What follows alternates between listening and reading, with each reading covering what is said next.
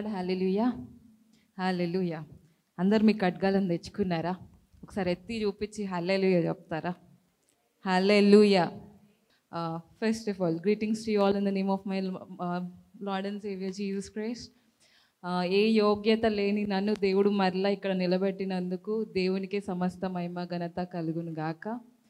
మరి మొదటిగా నాకు ఈ అవకాశం ఇచ్చిన రెవరెండ్ పాస్టర్ మరిదాస్ గారు, మా అమ్మగారికి, పాస్టర్ అమ్మ అత్తమ్మ గారికి అండ్ పాస్టర్ ఎఫ్తా గారికి నా వందనాలు. లాస్ట్ వీక్ దేని గురించి వాక్య ధ్యానం అయిందండి?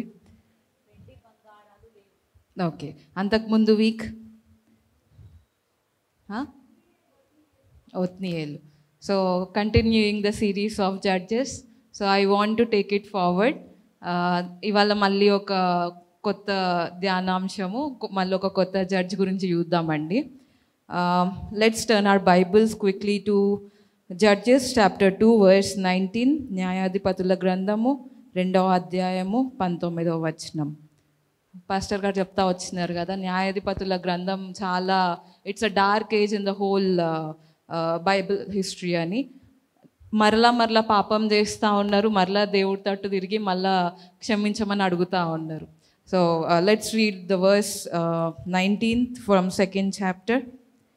ఒక్కొక్క న్యాయాధిపతి చనిపోగా వారు వెనుకకు తిరిగి ఇతర దేవతలను అనుసరించి పూజించుచు వాటికి సాగిలపడుచు ఉండుట వలన తమ క్రియలలోనేమి తమ మూర్ఖ ప్రవర్తనలోనేమి దేనిని విడవక తమ పూర్వీకుల కంటే మరి మిగులు చెడ్డవారైరి. పూర్వీకులు ఎవరండి? ఇజ్రాయెలైట్స్. ఎవరైతే మోషేతోని ఈజిప్ట్ నుంచి కానాన్ దేశంకి వచ్చినారో వాళ్ళే కదా పూర్వీకులు. ఈ పూర్వీకులు ఎన్ని ఇయర్స్ పట్టింది కనాన్ దేశానికి రావడానికి? 40 years. యాక్చువల్గా చూసుకున్నట్లయితే ఈజిప్ట్ నుంచి కనాన్ దేశానికి రావడానికి it would just take 11 days. 11 days జర్నీని 40 years చేసుకున్నారు. ఎట్లా? వాళ్ళ అవిధేయతోని, డిసోబీడియన్స్తోని, సనుగుడుతోని, దేవుడి మీద నమ్మకం లేకుండా, వాగ్దానం మీద నమ్మకం లేకుండా ఉండడం వాటి వల్ల, అన్య దేవతలకి, అన్య దేవుళ్ళకి మొక్కడం వల్ల, నిజమైన దేవుడిని మర్చిపోవడం వల్ల, ఇప్పుడు కూడా జోషువా చచ్చిపోయిన తర్వాత కూడా మళ్ళీ దేవుడి తట్టు చూద్దామని అనుకోవట్లేదు. మళ్ళీ ఏం చేస్తున్నారు? మళ్ళీ అన్య దేవతలను పూజిస్తున్నారు. ఏదైనా కష్టం రాగానే దేవుడి తట్టు తిరుగుతున్నారు. దేవుడు ఎవరినో ఒకళ్ళు నియమిస్తున్నాడు వాళ్ళ కోసమని, న్యాయాధిపతిని వాళ్ళు రక్షించగానే మళ్ళీ తిరిగేస్తున్నారు మళ్ళీ. Okay, now let's turn our bibles to chapter 4 verse 1. ఏహూదు మరణమైన తర్వాత ఇజ్రాయేలు ఇంకను యెహోవా దృష్టికి దోషులైరి గనుక. ఇక్కడ మళ్ళీ ఏమైంది? ఒక జడ్జి చచ్చిపోగానే మళ్ళీ అన్య దేవత వైపు తిరిగి నిజమైన దేవుడిని మర్చిపోతున్నారు. అప్పుడు దేవుడు ఏం చేస్తున్నాడంటే, అక్కడ ఉన్న కానాన్ కింగ్కి, హిజ్ నేమ్ ఇస్ యాబీను అనే కానాను రాజుకి దేవుడు మళ్ళీ వాళ్ళని అప్పగించేసిండు. ఏమనుంది 2nd verse? He sold them to king of Canaan. Sold them అంటే అమ్మి వేసిండంటే దేవుడు అప్పగించిండు as a form of punishment. చేసిన తప్పుకి డెఫినెట్లీ మనం రిపెంట్ అయినప్పుడు దేవుడు కనికరించే దేవుడు కాబట్టి హీ విల్ ఫర్గివ్ us, మనం క్షమిస్తాడు. బట్ దెన్ మనం చేసిన పాపానికి కాన్సిక్వెన్సెస్, రిజల్ట్స్ ఉంటాయి కదా, అవైతే తప్పించుకోలేం కదా. So in the same way దేవుడు వాళ్ళకి ఆలోచన, బుద్ధి చెప్పడానికి మళ్ళీ కింగ్ ఆఫ్ కనాన్కి దేవుడు అప్పగించేస్తున్నాడు. సో ఈ కింగ్ ఆఫ్ కనాన్ పేరేంది? యాబీను. సో ఈ కనాన్ రాజ్యానికి ఒక సేనాధిపతి ఉన్నాడు. ఆయన పేరు సిసేరా. విన్నారా సిసేరా పేరు? చాలాసార్లు వినుంటాం కదా.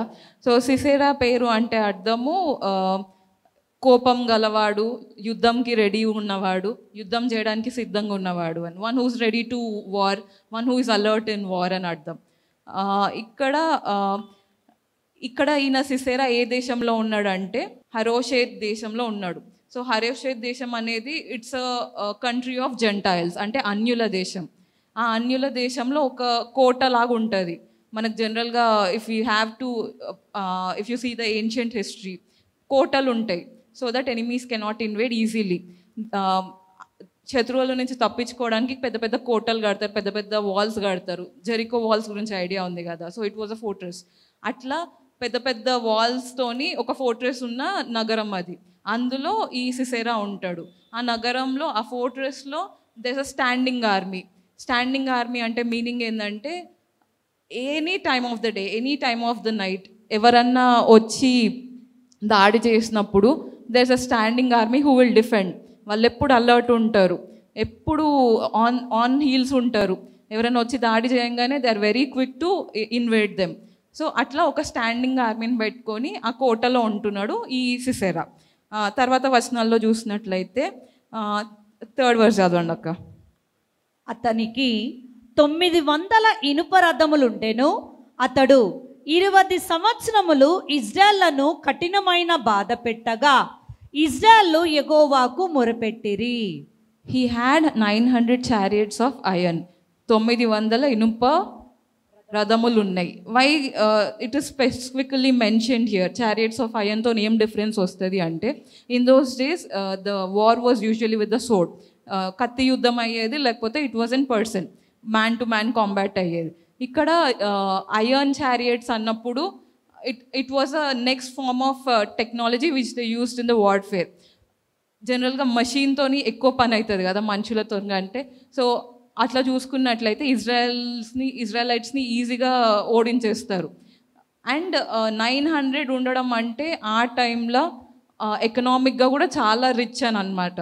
ఎకనామిక్గా and in terms of intellect కూడా ఇట్లా చేస్తే ఎనిమీ దే విల్ సబ్సైడ్ అని చెప్పి అట్లా ఆలోచించే మంచి జ్ఞానం ఉన్న రాజ్యం అన్నమాట. అప్పుడు ఎన్ని years they were under operation అని ఉంది? 20 years ఆపరేషన్లో ఉన్న తర్వాత ప్రజలకి అప్పుడు గుర్తొస్తాడు దేవుడు. ఆ 20 years వరకు ఏం చేసి ఉంటారు? They try different chances. Maybe అన్య దేవతలకు పూజించినారేమో, మా కష్టాలను తీర్చండి అని. కానీ అల్టిమేట్గా జవాబు ఎక్కడి నుంచి వస్తుంది? నిజమైన దేవుడు యెహోవా నుంచే వస్తుంది కదా. 20 years పట్టింది వీళ్ళకి అర్థం చేసుకోవడానికి. అప్పుడప్పుడు మనకు కూడా చాలా టైం పడుతుంది దేవుడు తట్టు తిరగడానికి. కానీ మనం ఎప్పుడన్నా ఏదన్నా బాధలు ఉన్నప్పుడు వెంటనే దేవుడి తట్టు తిరిగినప్పుడు దేవుడు వాక్యంతో మనకి ఆన్సర్ చేస్తాడు. సో సిమిలర్లీ దేవుడు ఇక్కడ ఇశ్రాయేలీయులకి ఆన్సర్ చేస్తున్నాడు. అప్పుడు ఒక ప్రవక్తిని ఎన్నుకుంటాడు దేవుడు. ఎవరా ప్రవక్తి? దెబోరా. 4వ వచనం చదువుదాము. ఆ కాలమున లప్పీదోతునకు భార్య అయిన దెబోరా అను ప్రవక్తి ఇజ్రాయేలుకు న్యాయాధిపతినిగా ఉండెను. ఇక్కడ దెబోరాని ఎట్లా ఇంట్రడ్యూస్ చేస్తున్నారండి? Wife of లపిదోత్. ప్రాఫెటెస్ అనట్లేదు, ఫస్ట్ జడ్జ్ అని కూడా అనట్లేదు, వైఫ్ ఆఫ్ లపిదోత్ అని ఇంట్రడ్యూస్ చేస్తున్నారు. How important is it to be a wife of somebody. దేవుడు ఇచ్చిన ఆధిక్యత కదా భార్యగా ఉండడం. అత్తమ్మగారు కూడా ఒక సిరీస్ స్టార్ట్ చేసినారు, స్త్రీకి ఉన్న వివిధమైన పాత్రలు సంఘంలో అని. కుమార్తె గురించి అయిపోయింది, భార్య గురించి అయిపోయింది, కోడలు గురించి కూడా అయిపోయింది. సో చెప్తా వచ్చినారు అత్తమ్మ, భార్య ఎట్లా ఉండాలి, she should be a crown of glory to her husband and family అని. ఇక్కడ Deborah, she is a prophetess, she is a judge, obviously she is a crown of glory to her husband Lappidoth. Deborah అంటే అర్థం బీ అంటే తేనెటీగ. Why queen be అని ఎందుకు ఉంది, తనకు ఆ పేరు ఎందుకు పెట్టినారు అంటే, బీకి చాలా చాలా క్యారెక్టర్స్ ఉంటాయి. సో అందులో ఒకటి hard working and then coordination ఉంటుంది బీస్కి. అండ్ దెన్ విజ్డమ్ ఉంటుంది. ఎక్కడ ఏ ఫ్లవర్లో నెక్టర్ ఉంటుందో వాటికి అర్థమవుతుంది. So bee has that wisdom. And then వివేచన జ్ఞానం ఉంటుంది, డిస్క్రిమినేషన్ పవర్ ఉంటుంది. ఇది కరెక్టా, ఇది రాంగా, లేకపోతే ఇది ఇప్పుడు చేయవచ్చా లేదా, ఇది ఎట్లా చేయాలి, ఎట్లా ప్లాన్ డ్రాఫ్ట్ చేయాలి అనే వివేచన జ్ఞానం బీస్కి ఉంటుంది. So she was named after a bee, Deborah. చూసినట్లయితే లపిదోత్ గురించి ఎక్కువ లేదు బైబిల్లో. But then as I was meditating నాకు ఏమర్థమైందంటే, Deborah was a prophetess, she was a home maker, she was a judge. మీరు నెక్స్ట్ వచనాల్లో చూసినట్లయితే ఇశ్రాయేల్ ప్రజలు ఆమె యొద్దకు వస్తుండే అంట న్యాయం తీర్చమని. వాళ్ళ బాధలు కానీ సమస్యలు కానీ ఏమన్నా ఉంటే న్యాయం తీర్చండి అని చెప్పి ఆమె దగ్గరకు వచ్చి అడిగినప్పుడు she was there as a judge for Israel for 40 years. సో ఇక్కడ చూస్తే she's already a home maker. అప్పుడు కనిపించని ఒక సపోర్ట్ ఉంది కదా వెనకాల హస్బెండ్ది. అక్కడ చూసినట్లయితే లపిదోత్ కంటే ఎక్కువ దెబోరా కనిపిస్తుంది. ఇక్కడ ఎంతమంది బ్రదర్స్ ఉన్నారు వాళ్ళ వైఫ్స్ని అట్లా ఆ పొజిషన్లో చూడాలని అనుకుంటున్నారు. చాలామంది బ్రదర్స్ ఉంటారు, వాళ్ళ వైఫ్స్ వాళ్ళకంటే ఎక్కువ శాలరీ వచ్చినా లేకపోతే వాళ్ళకంటే ఎక్కువ పేరు వచ్చినా ఎవరైనా ఎక్కువ పొగిడినా they quickly fall into the trap of jealousy. అట్లా మనం అట్లా ఆ క్రైటీరియాలు ఉన్నామా? ఆల్సో లపిదోత్ అంటే meaning torch light. Torch light వెలుగు అని అర్థం, వెలుగు పంచేవారు అని అర్థం. సో బ్రదర్స్ మీ వైఫ్స్కి టార్చ్ లాగా ఉన్నారా, టార్చర్ లాగా ఉన్నారా? So definitely I would say ఒక టెస్టిమనీ ఏంటంటే మా అమ్మగారిని చూస్తూ ఉంటాను. He is the head of the family. Decisions అన్నీ మామ he will take care of it. But then I see that he consults అత్తమ్మ గారు. అత్తమ్మ గారిని అడగకుండా ఏది చేయరు, అత్తమ్మ గారికి తెలియకుండా ఏది చేయరు. తినేటప్పుడు కూడా అత్తమ్మ గారు కంపల్సరీ ఉంటారు, కూర్చున్నప్పుడు కూడా ఉంటారు, ప్రేయర్ అప్పుడు కూడా ఉంటారు. Everything revolves around her. So I have seen, I think అత్తమ్మ గారు ఆల్సో హ్యాస్ ఎవాల్వ్డ్ స్పిరిచువల్లీ. స్పిరిచువల్గా అత్తమ్మ గారు సాక్ష్యం చెప్పినారు కదా, తను ఆత్మీయ తండ్రి కూడా అని. అట్లా ఆ రోల్ మనం ప్లే చేయగలుగుతున్నామా? Even the young people, let's try to be those husbands. ఇట్లా బైబిల్లో చూపించిన ఎగ్జాంపులరీగా మనం ఉండాలా కదా. బైబిల్ అనుసారంగా, వాక్యానుసారంగా మనం నడిచినప్పుడు you will be the right head of your family. ఆ family always runs on the decisions of the head కదా. సో ఇంట్లో పెద్ద మీదనే నడుస్తుంది. ఆ పెద్ద ఎవరండి? తండ్రి. ఆ తండ్రి కరెక్ట్గా ఉంటే family will be right. So Lappidoth లాగా మనం అట్లాంటి హస్బెండ్స్ ఉండాలి. అండ్ ఆల్సో ఇక్కడ దెబోరా ప్రాఫెటెస్ ఉంది. She is the only judge who is a female. అంటే ఏమర్థమవుతుంది? దేవుడికి మ్యాన్ ఉమెన్ అనే డిఫరెన్స్ లేదు అని అర్థమవుతుంది కదా. జీసస్ ఏమన్నా పురుషులకు ఎక్కువ రక్తం ఇచ్చి స్త్రీలకి తక్కువ రక్తం ఇచ్చిండా? కాదు కదా. The love of God is same for all. దేవుడు ఎవరినన్నా ఎన్నుకోవచ్చు అని దెబోరా ద్వారా మనకు అర్థమవుతుంది. అండ్ దెన్ తర్వాత వచనాల్లో చూసినట్టయితే అక్క please read from versus 6, 7 and 8. ఆమె నఫ్తాలి కేదేశులో నుండి అబీనోయము కుమారుడైన బారాకును పిలువనంపించి అతనితో ఇట్లనెను, నీవు వెళ్ళి నఫ్తాయిలోని జెబులోనీలోను 10,000 మంది మనుషులను తాబోరు కొండ యొద్దకు రప్పించుము. నేను నీ దగ్గరకు యాబీను సేనాధిపతి అయిన సిసేరాను, అతని రథములను, అతని సైన్యమును, కీషోనును ఏటి యొద్దకు కూర్చి నీ చేతికి అప్పగించెదనని ఇజ్రాయేల్ దేవుడైన యెహోవా సెలవిచ్చి ఉండలేదా అని దెబోరాతో చెప్పగా. ఇక్కడ దెబోరా గుర్తు చేస్తుంది దేవుడు చేసిన వాగ్దానం బరాక్కి. బరాక్ ఎవరండి? Is the military commander of Israelite army. ఇజ్రాయెల్కి సేనాధిపతి బరాక్. బరాక్ అంటే హీబ్రూలో బ్లెస్సింగ్ అని అర్థం. బరాక్ అంటే బ్లెస్సింగ్ అని హీబ్రూలో. సో ఇక్కడ బరాక్ని నియమించినారు as a commander of Israelite army. Israel army గెలవాలని దేవుడు ఒక పర్ఫెక్ట్ ప్లాన్ ఇక్కడ చెప్తున్నాడు. వర్సెస్ 6 and 7లో చూస్తే, మీరు ఈ మౌంటైన్ మీద వండి అప్పుడు నేను జాబిన్ ఆర్మీని తీసుకొస్తాను అని దేవుడు స్వయంగా తానే ఒక మాస్టర్ ప్లాన్ చెప్తున్నాడు బరాక్కి. చెప్పినప్పుడు దెబోరా వాగ్దానం గుర్తు చేస్తుంది.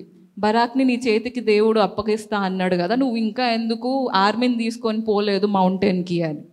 ఇక్కడ బరాక్ది అవిశ్వాసం చూడండి. నువ్వు వచ్చిన ఎడలనే నేను వెళ్తాను అని అంటాడు. దెబోరా వస్తేనే తను వెళ్తా అని అంటాడు. దేవుడి నామంలో నేను వెళ్తాను అనట్లేదు. అందువల్ల వర్డ్స్ 9 చూడండి. 9 చదవండి అక్క. అప్పుడు ఆమె, నీతో అగత్యముగా వచ్చేదను, అయితే నీవు చేయు ప్రయాణము వలన నీకు ఘనత కలగదు. యెహోవా ఒక స్త్రీ చేతికి సిసేరాను అప్పగించునని చెప్పి తాను లేచి బారాకుతో కూడా కేదేశునకు వెళ్ళెను. బరాక్ ఏమంటున్నాడు? నువ్వు వస్తే కానీ నేను పోను అని దెబోరాతో అంటున్నాడు. వాక్యం సెలవిస్తుంది, మనుష్యులను ఆశ్రయించుట కంటే దేవుణ్ణి ఆశ్రయించుట మేలు. బరాక్ అనుండొచ్చు కదా, యెహోవా నామంలో నేను వెళ్ళిపోతాను, ఇప్పుడు వార్కి నేను గెలిచి వస్తాను, దేవుడు వాగ్దానం చేసిండు, దేవుడు నమ్మదగిన దేవుడు అని. బట్ దెన్ హీస్ సేయింగ్ నువ్వు వస్తే కానీ నేను వెళ్ళను అని. Maybe he's thinking that she'll be a lucky charm to him. ఏమేమో రీజన్స్ ఉండొచ్చు. కానీ చెప్పిన మాట విననప్పుడు దెబోరా ఏమని ప్రవచిస్తుంది? ష్యూర్లీ ఐ విల్ కమ్, నేను నీతో వస్తాను, బట్ దెన్ విజయం నీకు ఇయ్యాడు దేవుడు, ఒక స్త్రీకి ఇస్తా అని అంటున్నాడు. సెకండ్ బట్టదు, మనము గర్వం కానీ డిసోబీడియన్స్ కానీ దేవుడికి చూపించినప్పుడు, అవిధేయతగా ఉన్నప్పుడు దేవుడికి మన ప్లేస్ తీసి దేవుడు వేరే వాళ్ళకి ఇచ్చేస్తాడు. సౌలుని దేవుడు ఏ విధంగా రీప్లేస్ చేస్తాడు? సౌలుకి జెలసీ వచ్చేసి దురాత్మలతో పీడింపబడ్డప్పుడు దేవుడు దావీదుని ఎన్నుకుంటాడు, దావీదు రాజుని ఎన్నుకుంటాడు. సెకండ్ బట్ట దేవుడికి మనం రీప్లేస్ చేయడానికి. సో దేవుడు ఏదైనా వాగ్దానం చేసినప్పుడు try to be obedient to it. దేవుడికి విధేయులుగా ఉండి వాక్యానుసారంగా ఉన్నప్పుడు టైం పట్టినా కూడా దేవా నువ్వు చేస్తానో నేను నమ్ముతాను అన్న విశ్వాసంతో ముందుకెళ్ళినప్పుడు దేవుడు గొప్ప కార్యాలు చేస్తాడు. తర్వాత చూసినట్లయితే అప్పుడు బరాక్ అది వింటాడు, తనకు అర్థమైపోతే that is lost his credit, victory పోయింది అని అనుకుంటాడు. దెబోరా అంటది now will go and God will give a victory to somebody. అక్కడ ఏమర్థమవుతుందంటే దేవుడు ఇశ్రాయేలుకి విజయం ఇస్తాడు, బట్ నాట్ టు బరాక్. అది బరాక్ లీడ్ ఉండడు. అప్పుడు బరాక్ వెంటనే he will take an army of 10,000 men, 10,000 మందిని తీసుకొని మౌంట్ తబోర్కి వెళ్తాడు. వెళ్ళి he was waiting there and along with him ఆయనతో పాటు దెబోరా వస్తుంది. Look at the courage of Deborah prophetess. అంతమంది ఆర్మీలో ఒక ఆమె పోతుంది. షీఈ్ అ వర్షిపింగ్ వారియర్ కదా. తను ఏదో యుద్ధం చేయడానికి పోవట్లేదు, కానీ just for the sake of word Barak ఇచ్చిన మాటతోని వెళ్ళిపోతుంది ఆ సైన్యంతో. వెళ్ళినప్పుడు అప్పుడు 14th verse చదవండి అక్క.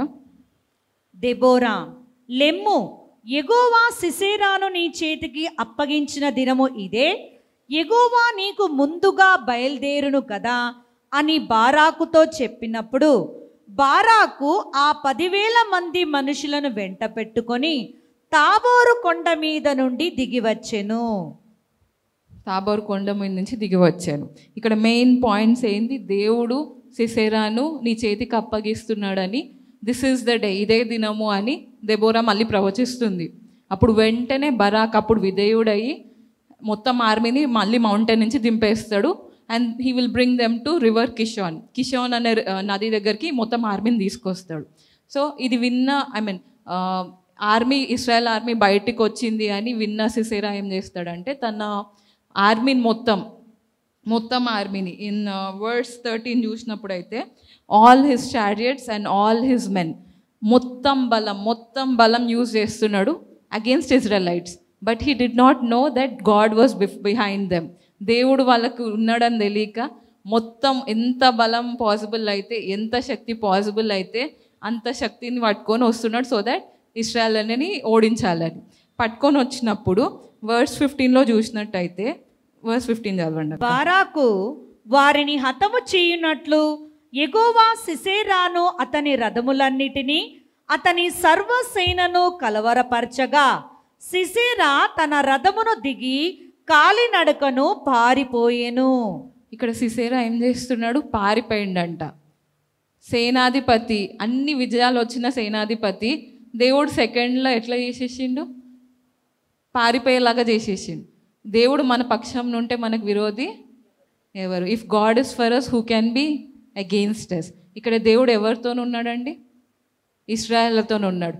దేవుడు ఎట్లా కన్ఫ్యూజ్ చేసిండు చూడండి ఆర్మీని. మనం గిడియన్లో కూడా చూస్తాం కదా, 300 versus 1,35,000. ఎక్కడన్నా మ్యాచ్ అవుతుందా కౌంట్? దేవుడి క్యాల్కులేషన్స్ ఎప్పుడు చాలా డిఫరెంట్ ఉంటాయి కదా. దేవుడు ఎవరికి తన మహిమని షేర్ చేయడు. He will not share his glory with anyone. ఇది మనుష్యులకు అసాధ్యం, కానీ దేవునికి సమస్తము సాధ్యం. చూడండి 17th verse టర్నింగ్ పాయింట్. ఇక్కడ సిసెరాకి అర్థం కాలేదు. He could have stayed there, అక్కడే ఉండి యుద్ధం చేసి యుద్ధవీరులాగా చచ్చిపోవచ్చు. కానీ ఏం చేస్తున్నాడు? పారిపోతున్నాడు. ఒక వీరుడు, ఎన్నో విజయాలు ఉన్న వీరుడు దేవుడి ముందు, దేవుడికి అగెయిన్స్ట్గా ఉన్నప్పుడు దేవుడు ఎట్లా చిన్న చేసేస్తాడు? పారిపోయి వచ్చినప్పుడు టెంట్ ఆఫ్ జేయల్ అని ఉంది, టెంట్ ఆఫ్ తెలుగులో యాయిల్. యాయిల్ ఎవరంటే కెనైట్స్ ట్రైబ్కి చెందిన అమ్మాయి అనమాట. అక్క 17th verse చదవండి. హాసోరు రాజైన యాబీనునకు కయీనుడైన హేబేరు వంశస్థులకును సమాధానము కలిగి ఉండెను గనక సిసెరా కాలినడకను కయీనుయుడగు హేబేరు భార్య అయిన యాయేలు గుడారమునకు పారిపోయెను. యాయిరు గుడారంకి పారిపోయిండంట. కెదేష్ ప్రాంతంకి వస్తున్నాడు. ఎక్కడి నుంచి? రివర్ కిషాన్ నుంచి ఉరుక్కుంటా కెదేష్ ఏరియాకి వచ్చిండు. వచ్చినప్పుడు ఆయనకు తెలిసిన ఒక గుడారం వైపు వెళ్తున్నాడు. గుడారం వైపు వెళ్తున్నప్పుడు జేయల్ అంటే యాయిలు కనిపిస్తుంది. మధ్యదారిలో కనిపించినప్పుడు నన్ను దాచిపెట్టు అని ఆమెను వేడుకుంటున్నాడు. ఒక స్త్రీని యుద్ధ వీరుడు వేరుకుంటున్నాడు అనమాట. అప్పుడు యాయిల్ ఏం చేస్తుందంటే వెరీ క్లెవర్లీ, సో కెనైట్స్ ఏ వంశం వాళ్ళంటే మోసెస్ వాళ్ళ ఫాదర్ ఇన్ లా, అంటే మోసెస్ వాళ్ళ మామ జెత్రో, ఆ వంశానికి చెందిన వాళ్ళు అనమాట యాయిల్ వాళ్ళు. సో యాయిల్ వాళ్ళు Kenites and Israelites were like hand in hand. కొంతమంది అక్కడ ఈజిప్ట్ నుంచి కెనాన్ దేశం కూడా వచ్చిన వాళ్ళు ఉంటారు. సో ఇజ్రాయలైట్స్ యావే దేవుడినే పూజిస్తారు కదా, కెనైట్స్ కూడా యావే దేవుడినే పూజిస్తారు. సో అట్లా యాయిల్కి తెలుసు ఈయన ఇజ్రాయలైట్స్కి ఆపోజిట్గా ఫైట్ చేస్తున్నాడు అని. అప్పుడు ఏమవుతుందంటే యాయిలు నాకు హెల్ప్ చేయని వేడుకున్నప్పుడు యాయిల్ తన టెంట్లోకి తీసుకెళ్తుంది. ఆయన మంచినీళ్ళు అడుగుతాడు, నాకు దాహం అవుతుంది, నాకు మంచినీళ్ళు ఇవ్వు అని. ఈమెం చేస్తుంది, మంచినీళ్ళ బదులు పాలు ఇస్తుంది.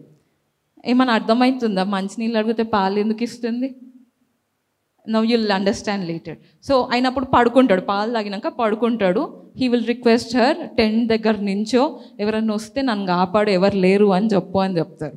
నా లెట్స్ రీడ్ ఫ్రమ్ వర్డ్స్ 20. అతడు గుడారపు ద్వారమున నిలిచియుండుము, ఎవడే కాని లోపలికి వచ్చి ఇక్కడ నెవడైనా నున్నాడా అని నిన్ను అడిగిన ఎడల నీవు ఎవడనూ లేడని చెప్పవలనను. అండ్ 21. పిమ్మట హేబేరు భార్య అయిన యాయేలు గుడారపు మేకు తీసుకుని సుత్త చేత పట్టుకొని అతని యొద్దకు మెల్లగా వచ్చి అతనికి అలసట చేత గాఢ నిద్ర కలిగి ఉండగా నేలకు దిగినట్లు ఆ మేకును అతని కన్నతలో దిగగొట్టగా. మేకు ఎక్కడ ఉందంటండి? కనతలో, అంటే టెంపుల్ రైట్ హియర్. ఆయన పడుకున్నప్పుడు ఆ మేకుని పెట్టి హ్యామర్తోని కొట్టిందంట. ఆమె ఏ ఫోర్స్తో కొట్టింది? అది గ్రౌండ్లోకి వెళ్ళిపోయి it dug into the land. అంత ఫోర్స్తోని ఒక అమ్మాయి కొడుతుంది. What courage she has. So Jael అంటే అర్థము మౌంటైన్ గోట్ మేక. సో మౌంటైన్ గోట్స్కి బాగా సాహసం ఉంటుంది, పైకెక్కాల కదా, భయపడకుండా పైకెక్కాలి, అది కూడా మేక. సో మౌంటైన్ గోట్స్కి బాగా సింబలైజింగ్ ఏమంటే బ్రేవరీ అని, బాగా సాహసం చేయగల వాళ్ళని.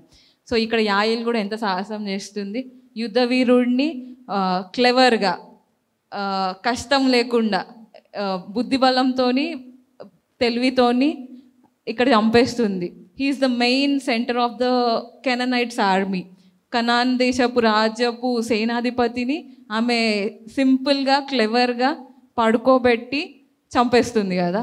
దేవుడు ఎంత జ్ఞానం ఇస్తుండు కదా. కెనైట్స్ ఇజ్రాయలైట్స్ దేవుణ్ణి పూజిస్తారు కాబట్టి షీ న్యూ ఈయన శత్రువు అని. She knew what to do, ఆ టైంకి ఏం చేయాలి అని, శత్రువు వచ్చినప్పుడు ఏం చేయాలి అని. దేవుడు ఏం చెప్పిండు?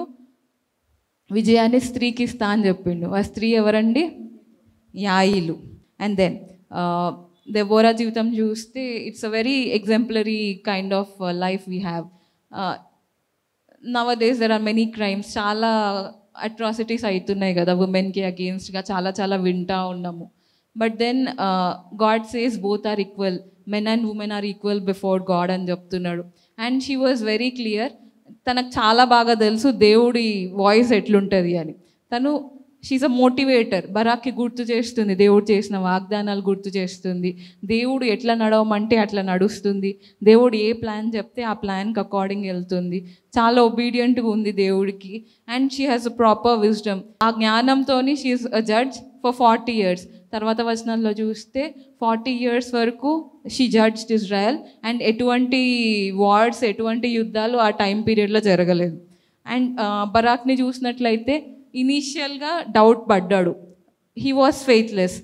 But even while we're faithless, God is faithful కదా. మనం ఎంత అవిశ్వాసాలుగా ఉన్నా కూడా దేవుడు నమ్మదగిన దేవుడు కదా. మొదట దేవుడు విజయాన్ని బరాక్ ఇయ్యలేదు, కానీ రెస్ట్ ఆఫ్ ద ఆర్మీ మొత్తం ఏదైతే సైన్యం ఉందో అది బరాక్ చేతిలోనే ఓడిపోతుంది, బరాక్ చేతిలోనే చచ్చిపోతుంది. మీరు చూసినట్లయితే నో మ్యాన్ వాజ్ లెఫ్ట్ అని ఉంటుంది.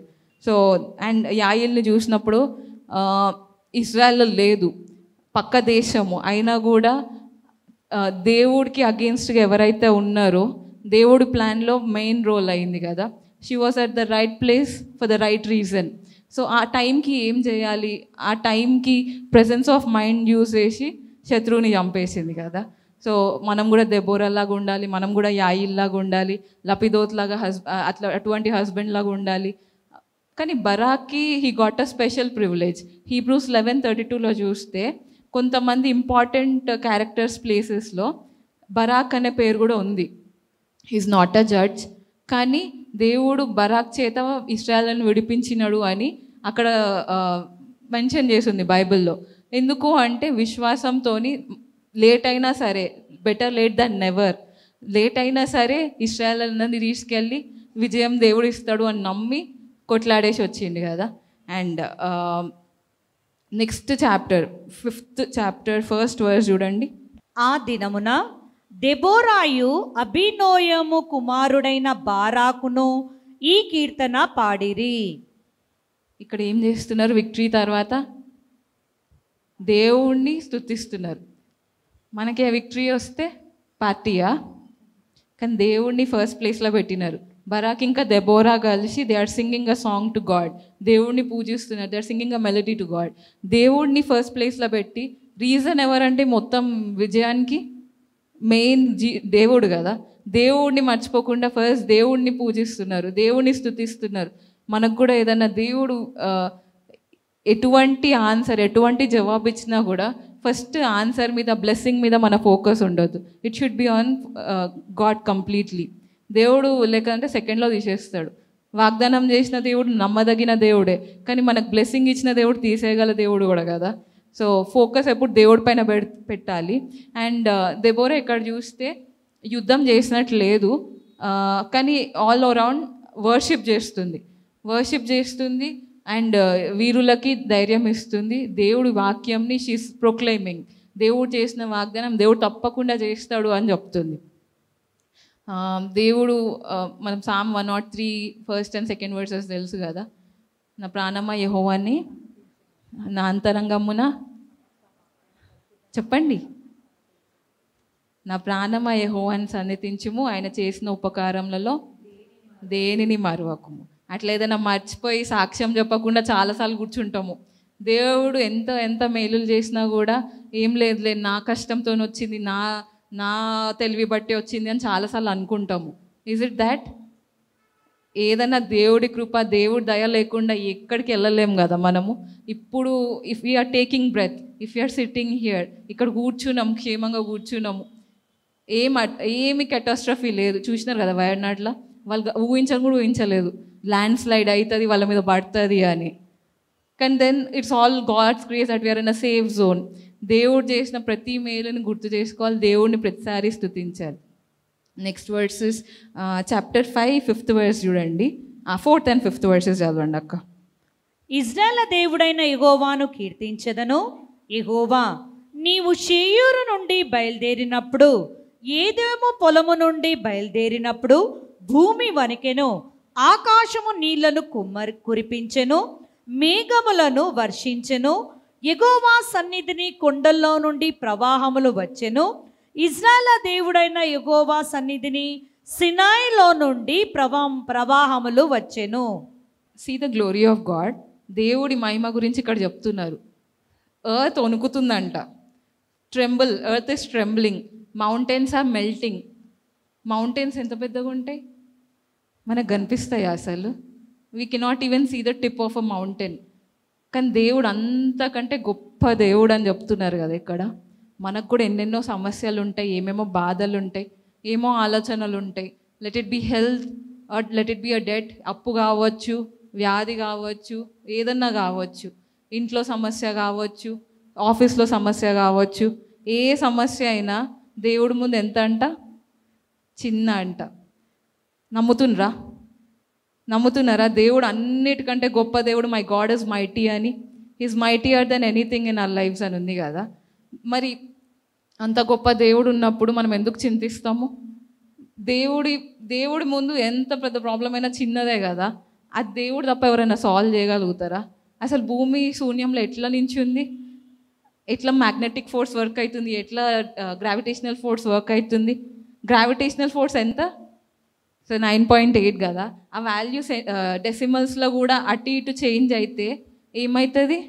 భూమి పడిపోతుంది, కొలాప్స్ అయిపోతుంది ఇంటూ బ్లాక్ హోల్. కానీ దేవుడు ఎంత ప్రిసైజ్గా మొత్తం అన్నిటినీ క్లియర్ కట్గా అన్ని నీట్గా పెట్టిండు కదా దేవుడు. సో అట్లాంటి దేవుడికి ఏదన్నా అసాధ్యమా? Nothing is too hard for him. So ఎట్లాంటి బాధ, ఎట్లాంటి వేదన, ఎట్లాంటి కష్టమైనా కూడా దేవుడి సన్నిధికి వచ్చి దేవుడికి మొరపెట్టినప్పుడు, నిజంగా మొరపెట్టినప్పుడు, దేవుడికి దూరంగా ఉన్నామేమో ఈరోజు, కానీ దేవుడికి నిజంగా మొరపెట్టినప్పుడు, దేవుడి ముందు హృదయాలు చింపుకున్నప్పుడు, దేవుడు కనికరించే దేవుడు, దేవుడు కృపగల దేవుడు, ఎంతైనా నమ్మదగిన దేవుడు కదా.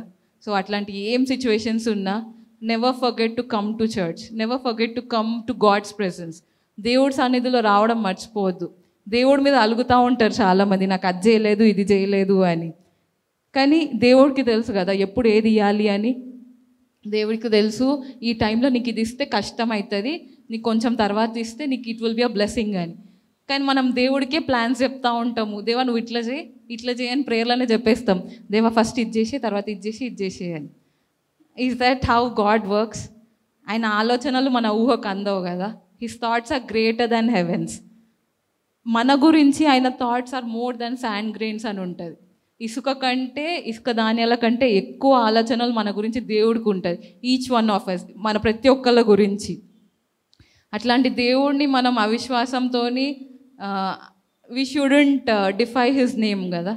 దేవుడి నామం ఎప్పుడు గొప్ప నామం అని నమ్మి, దేవుడు చేసిన ప్రతి వాగ్దానం నెరవేరుస్తాడని నమ్మి, లెట్స్ నో గాడ్స్ విల్. దేవుడు మన కోసం ఏం ప్లాన్ చేస్తుండు? బరాక్ కోసం దేవుడు ఒక ప్లాన్ చేసిండు, అట్లనే దేవుడు మన కోసం కూడా ఒక ప్లాన్ చేస్తూ ఉంటాడు కదా, for our victory, for our success. అట్లా దేవుడు మన కోసం ఏం ప్లాన్ చేసిండు అని తెలుసుకోవాలి. సో ఎట్లా తెలుస్తుంది? సిక్స్త్ సెన్స్ ఉంటుందా? సో సిక్స్త్ సెన్స్ ఏముండదు. ఖడ్గాలు ఉన్నాయి కదా మీ చేతిలో, అవి చదవండి. దేవుడు వాక్యం చదివినప్పుడు మనకు ప్రతిసారి it will very clearly talk to you. దేవుడు ప్రతిరోజు ఒక పోర్షన్ చదవండి, దేవుడు ఏదో విధంగా మాట్లాడతాడు. దేవా నువ్వు ఇప్పుడు నాతో మాట్లాడు, దేవా holy spirit God talk with me అని కూర్చోండి. Definitely you will receive answers for every problem. నా బైబిల్ ఏదో అప్పుడెప్పుడో రాసిండ్రు, మనకిప్పుడు రిలవెంటా కాదా అని అనిపిస్తుంది. కానీ bible is relevant for all the times కదా. నిన్న, నేడు, రేపు మారని దేవుడు. దేవుడి వాక్యం మారుతుందా? భూమి ఆకాశాలు గతించినను నా మాటలు గతించవు అని ఉంది. దేవుడి వాగ్దానం గతించదు, దేవుడి వాక్యం కూడా గతించాడు. Nobody can add to it, nobody can subtract to it. So try to abide by the word of God. దేవుడి చిత్తం మీ జీవితంలో ఏముందో తెలుసుకోండి. ఎట్లా తెలుసుకుంటాము? Through prayer, through fasting, through reading word of God. Specially fasting చేసినప్పుడు it will disconnect you from the world. లోకం నుంచి దూరం అయిపోతారు, అట్ ద సేమ్ టైం దేవుడికి దగ్గర అవుతారు. దేవుడికి దగ్గర అయినప్పుడు మనకి బెస్ట్ ఫ్రెండ్స్ ఎట్లయితారు? వాళ్ళ గురించి ఎక్కువ తెలుసుకుంటూ అవుతారు కదా. మరి దేవుడి గురించి ఎక్కువ ఎట్లా తెలుసుకుంటాం? వాక్యం చదివితే తెలుసుకుంటాం కదా. దేవుడికి మన గురించి అన్నీ తెలుసు, మనకి ఏం తెలియదు. So try to read the word of God. ప్రతిరోజు ఒక 20 minutes అట్లీస్ట్ దేవుడికి దశమ భాగం ఎంత ఇవ్వాలండి? 10వ వంతు. 24 hours 10వ వంతు ఎంత? 40 minutes. మరి స్పెండ్ చేస్తున్నామా అంత టైం స్పెండ్ చేయలేకపోతున్నాం. So try to spend that much time. దేవుడు దశమ భాగం దొంగిలించువాడు శాపగ్రస్తుడు అని ఉంది. So try to spend that time with God. ప్రతి బాధ నుంచి, ప్రతి సమస్య నుంచి, ప్రతి ఇబ్బంది నుంచి బయటపడేసే దేవుడు, విజయం ఇచ్చే దేవుడు యెహోవా నిస్సి. అందరూ ఒకసారి యెహోవా నిస్సి అంటారా? యెహోవా నిస్సి దేవుడే నా ధ్వజము. ఎట్లాంటి ధ్వజము? విజయ ధ్వజము. చెప్తారా? యెహోవా నిస్సి విజయధ్వజం. యెహోవా నిసి విజయధ్వజం. నమ్మండి, దేవుడు విజయం ఇస్తాడని కంపల్సరీ నమ్మండి. మనం నమ్ముతేనే ఏదన్నా, నమ్మితే నమ్మువానికి సమస్తము సాధ్యం. సో నమ్మాలి, దేవుడి వాక్యం పట్టుకోవాలి. ఎంత కష్టమైనా నెవర్ లెట్ ఇట్ గో. చుట్టూ మనుషులు అంటారు ఇది ఎట్లా పాసిబుల్ అని, కానీ గాడ్ ఈజ్ అబౌవ్ థాట్స్. మన లాజిక్కి అస్సలు అర్థం కాదు, కానీ దేవుడు అది చేసి చూపిస్తాడు. ఎన్నికలేని వాడిని దేవుడు బలమైన జనంగా చేస్తాడు. యాయులు ఎవరండి? ఎవరో, కానీ దేవుడు ఎన్నుకున్నాడు, విజయం ఇచ్చిండు. బైబిల్ గ్రంథంలో లిఖింపబడడం అంటే ఎంత గొప్ప ఘనత. She is one of the heroines of judges కదా. She is not a prophetess, she is not a judge. ఎక్కడ లేదు విధేయురాలు ఉంది అని. But then we understand that there was something in her. ఆమెలో ఏదో ఉంది, దేవుడు ఆమెను చూస్ చేసుకున్నాడు, ఘనత ఆమెకి ఇచ్చినాడు. చెప్పబడిన వాక్యం దేవుడు దీవించి ఆశీర్వదించును గాక.